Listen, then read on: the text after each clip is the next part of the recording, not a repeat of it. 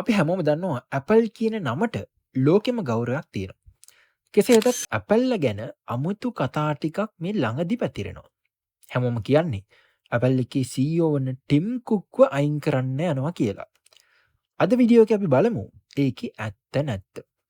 Apple එකේ විකුණුම් අඩු වෙලාද? තාක්ෂණික නවෝත්පාදන මැරුණද? සහ ටිම් කුක්ට වගකීම් තිබ්බද? එන්න බලමු.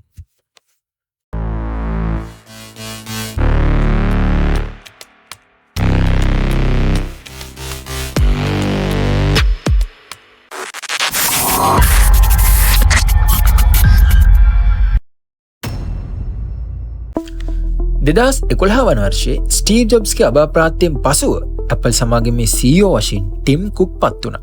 බොහෝ දෙනෙක් හිතුවේ ස්ටීව් ජොබ්ස් වෙනුවට කිසිම කෙනෙක් ආදේශය කරන්න බෑ කියලායි. නමුත් කුක් හැමෝම පුදුම කරා. ඔහුගේ නායකත්වයේ යටතේ Apple ඉතිහාසයේ ධනවත්ම සමාගම් වලින් එකක් බවට පත් වුණා. iPhone 6, Apple Watch, AirPods, MacBook යනුවෙන් දිගු ලැයිස්තුවක් පැවැතගෙන ගියා. ඔහු ස්ටීව් ජොබ්ස් මෙන් දූරදර්ශී කෙනෙක් නොවුනත් ඔහු උපායමාරීක දක්ෂයෙක් වුණා.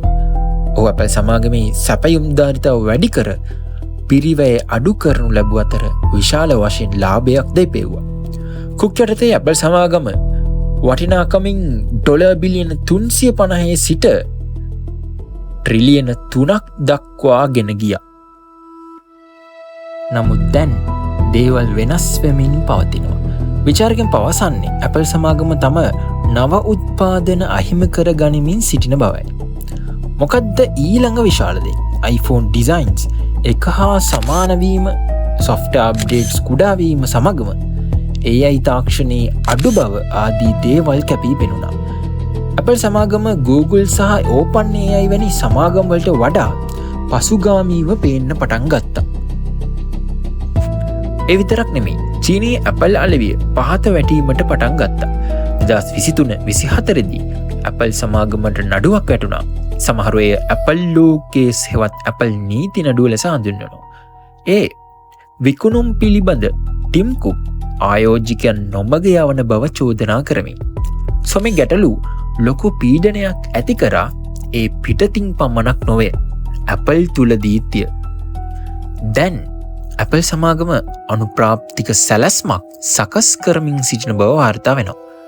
ඔවුන්ගේ සිටි දිගුකාලීන COO වන ජෙම් විලියම්ස් විශ්‍රාම යාමට නියමිත බවත් ආරංචි වෙලා තියෙනවා. ඊළඟ CEO ලෙස නව නමක් Appleහි හાર્ඩ්වෙයාර් චීෆ් වන ජෝන් ටර්නර්ස් ලෙස සාකච්ඡා වෙනවා. ඉතින් මිනිස්සු අහන්න පටන් ගත්තා, ටිම් කුක් අස්වෙයිද? දුර්වල විකුණුම් සහ තාක්ෂණික මන්දගාමීත්වයෙන් නිසා Apple ඔහුට ඉවත් වීමට බල කරයිද? නමුත් සත්‍ය මෙයයි. කුක් නිල වශයෙන් කිසිවක් ප්‍රකාශ කර හිටියේ නැහැ. නමුත් තවමත් ඔහු සම්පූර්ණයෙන්ම ක්‍රියාකාරී. චීනයේ අමාත්‍යවරුන් හමු වෙමින් Vision Pro නායකත්වය දෙමින් සහ නව AI සැලසුම් කළමනාකරණය කරමින් අද වෙනකොටත් ටිම් කුක් ඉන්නවා. ඉතින් Apple ඔහුව සේවයෙන් අයින් කරලා නැහැ. නමුත් Apple අනාගතය වෙනුවෙන් සූදානම් වෙමින් ඉන්නවා කියලා නම් පේනවා. ටිම් කුක්ට දැන් වයස අවුරුදු 64යි. ඔහු දන්නවා ඔහුට සදාහටම Apple පාලනය කරන්න බෑ කියලා.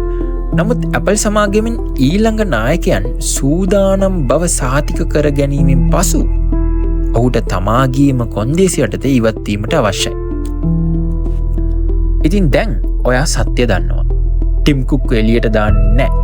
නමුත් Apple සමාගමේ ඊළඟ පරිච්ඡේදය ලියමින් පවතිනවා. ඔබ මොනවද හිතන්නේ? ටිම් කුක් ඉල්ලා අස්වී අලුත් කෙනෙකුට එය බාර ගැනීමට ඉඩ දිය යුතුද? ඔබේ අදහස් පහලින් කමෙන්ට් කරගෙන යන්න. තවත් වීඩියෝ යලි හමු.